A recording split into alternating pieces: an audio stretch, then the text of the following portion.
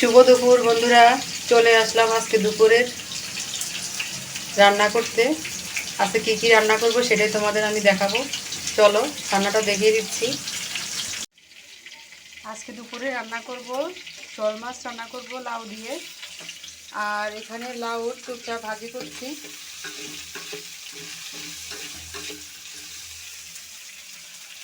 মাছগুলো ভাজা হয়ে গেছে, এখন নামিয়ে নেব। এখানে লাউ চুচা ভাজি করছি আমি কালো জিরে দিয়ে, কালো জিরে মরিচ হলুদ লবণ দিয়ে ভাজি করছি। আর মাছগুলো নামিয়ে নিচ্ছি। দিয়ে দিচ্ছি জিরে, শুকনো মরিচ, তেজপাতা, একটু ভেজে নেব। ভাজা ভাজা হয়ে গেছে, দিয়ে দিচ্ছি পেস্ট কুচি। পেস্টটা একটু ভেজে নেব। পেস্টটা ভাজা হয়ে গেছে, এখন লাউগুলো দিয়ে দিচ্ছি। দিয়ে দিচ্ছি 1 চামচ আদা বাটা। দিয়ে দেব পরিমাণ মতো লবণ, হলুদের গুঁড়ো,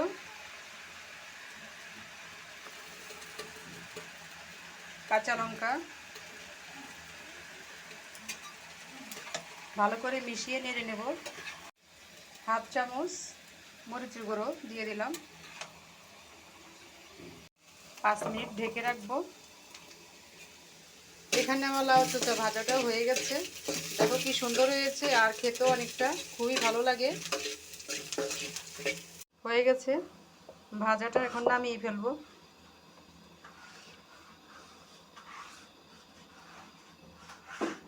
এখানে আমি আরেকটা সবজি রান্না করব সজনে দিয়ে।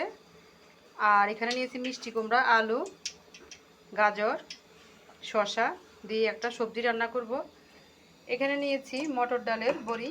বড়িটা আমি ভেজে নিয়েছি। কড়াইতে তেল দিয়ে দিয়েছি। দিয়ে দিচ্ছি একটা তেজপাতা, শুকনো মরিচ আর 5 ফোড়ন।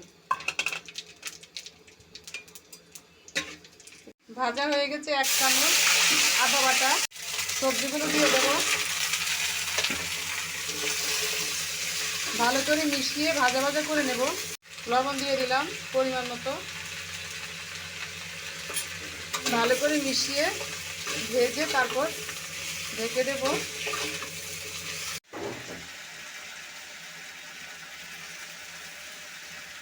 মাছগুলো দিয়ে দিয়েছি। দেখো লাউ থেকে অনেক জল উঠেছে, একটু ঝোলা ঝোলায় রাখবো আমি এটা। আর এখানে সবজির ভিতরে আমি হলুদের গুঁড়ো আর কাঁচামরিচ দিয়ে দিয়েছি। ভাজা ভাজা করে নিয়েছি। দিয়ে দেবো একটু জল সিদ্ধ হওয়ার জন্য। ডালের বড়িগুলো দিয়ে দিচ্ছি।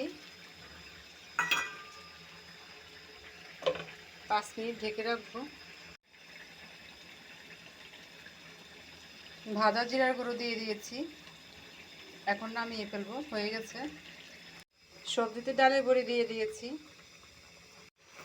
হয়ে গেছে। ধনেপাতা দিয়ে দেব।